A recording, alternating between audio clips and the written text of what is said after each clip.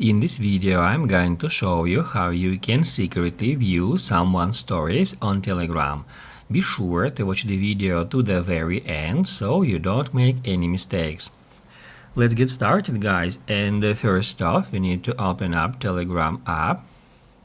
Here, as you can see, we have some stories here from Telegram at the very top. And now I can just stop at someone's story to view that story. However, if we don't want them to know that we've seen their stories, we just need to tap right here at these three dots button at the top right corner. And here we have this option, hide my view. Now I'm gonna tap on it, and here it allows us to activate stealth mode. It allows us to hide our recent views for the past 5 minutes, and also we can hide our views for the next 25 minutes just by activating stealth mode. We can easily do so by tapping right here at this button.